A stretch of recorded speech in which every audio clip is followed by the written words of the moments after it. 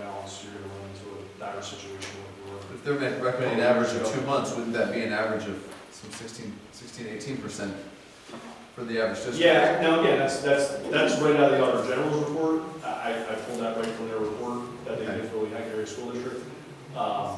Whether PDE's assumption of that, now again.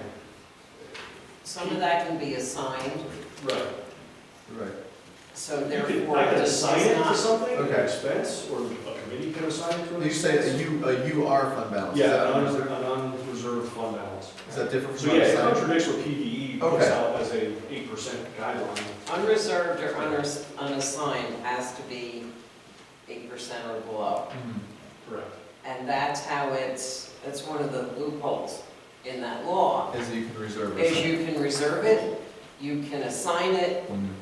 except you can commit it. And that was what was done many years ago, was $10 million was committed for Peasers and other health costs and other benefit costs.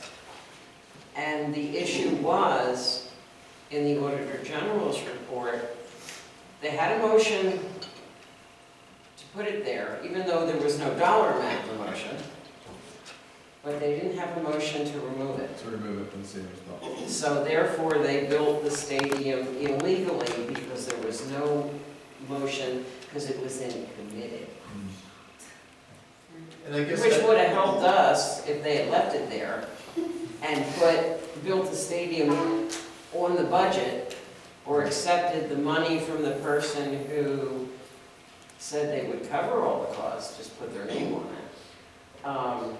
Well, let's talk about some timeline things. So, obviously, we're not voting on anything tonight. This is not a voting meeting. The hope is that at our board meeting on May 23rd, we will approve a preliminary budget. But this is what we're talking about here, so that everyone is informed, and it's not some big surprise when this pops up on the May 23rd agenda, and board members can think about where we want to be with this issue. And then it will become, a public item, right? It's like for public 30 days, yes. And then, the end of June, that is when we will pass the final budget, and then that's like the really real official one that goes to the state. And, naturally, we can make adjustments and changes, but, I doubt that we're gonna be receiving any really compelling data in the next month that's going to change what we know now when we think about this when we're looking at it, so. I would like to also let the board know, the state's allocations, for the gaming revenue, has come back much higher than previously, so it looks like the state is funding, that at a much higher percentage this year. I think last year we were at just under 1.2 million, it's gonna be close to 1.5 million. What's in this so- budget? That's the homestead rebate. Yeah, the homestead rebate, yeah, so that's gonna result in some people getting more of a tax rebate as well. Those that have qualified for homestead or farmstead designation, which I think there's roughly, I think I just got the report from the county, that's, I wanna say around 4,000, but I could be wrong on that number. So that money is directly applied to increasing the amount of those rebates. Yes, Okay. yeah, so there will be more It money. has So it doesn't impact our So it's a budget, reduction but it in taxes. impacts the people. Yeah, so it is a help to those property owners, Right. which I believe is roughly around 4,000 property owners. I have a question for you. We were, I went through the last revenue report. We're owed quite a bit of money on what we're supposed to receive from grants, the state, the federal government, etc. So what you're saying is all that will be received by June 30th? Well, the government works. Yeah, I know, it works slowly. Yeah, so title grants actually run to September, so there's a bridge there. Okay, so title grants are different. Yeah, title grants actually have a different time frame. The ESSER 2 and the ARP are kind of really no time frame because they're just run, they actually backtrack to March of 20 and they go all the way to 24.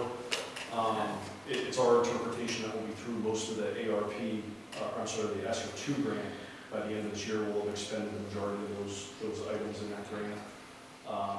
So I'm hoping to have that one closed out by the end of the summer. By June 30th, we can book the revenue if we believe we're going to get it within 3 months of the end of the school year. And then when we get it, we're creating a receivable, and then when we get it, we're canceling the receivable and recognizing the revenue.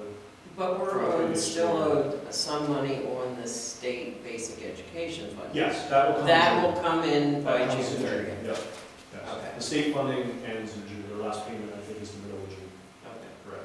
So we will see that? Yes, we will see that. Okay. Now, it will be reduced by the IU's transportation costs. They deduct that right from our subsidy. Okay. So if it's a $2 million basic ed Do funding. they do a lot of transportation for us? $352,000 worth. Okay, So so, it'll be a direct reduction from our funding. okay. I Because I think know we just got weren't that. we using George's for a lot of that? Yeah, we did. When we could. Yeah, we worked with Sam last year, and we identified, I think, 20 students that Georges took over for the district, which was actually a substantial savings. Yeah, significant from the from what I IU's remember transportation. looking at. Yeah. Yes. I just want to say thank you, Ed, for putting that together, and I want to thank Dave for taking the time to put this together. Dave has in here $1 million, our fund balance exceeds by $1 million, the lawful, and is that accurate? If you.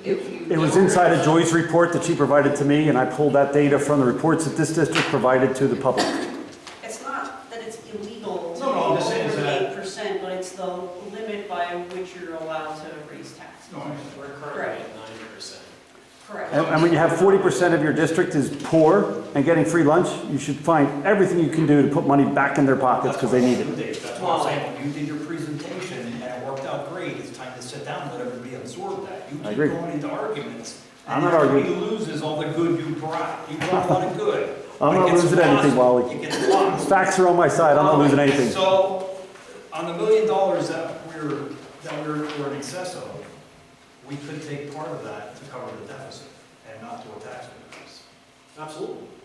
That's 100% your decision. We had 3 years of And- that. We had 3 years of that in a Yeah, district that's got a lot of struggling people.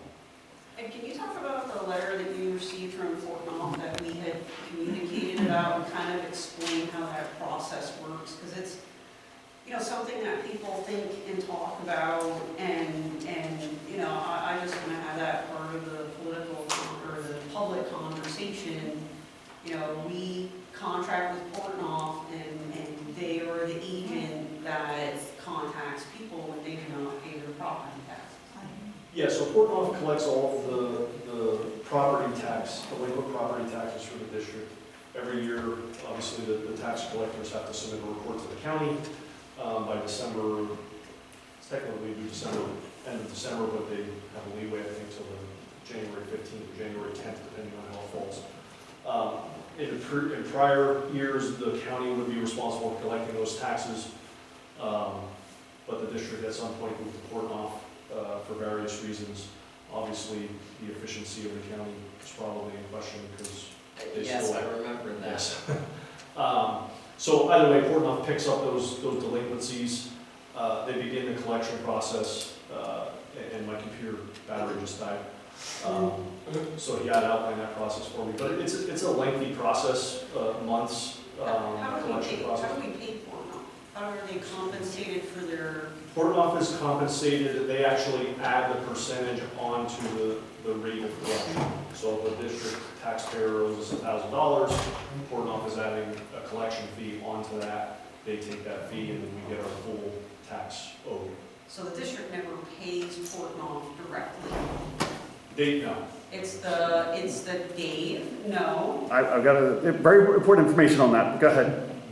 Incredibly important. And there's actually a new program out there that came out with the COVID. We were working with Portnoy as well as Fox Rothschild on this program where homeowners can seek assistance, where they'll pay the district directly on delinquent taxes that were incurred during COVID for COVID reasons. So that was a program launched by Governor Wolf that we've been working with actually Dave Comer from Fox Rothschild, as well as Jen Kelly from Portnoy. So As well. I will get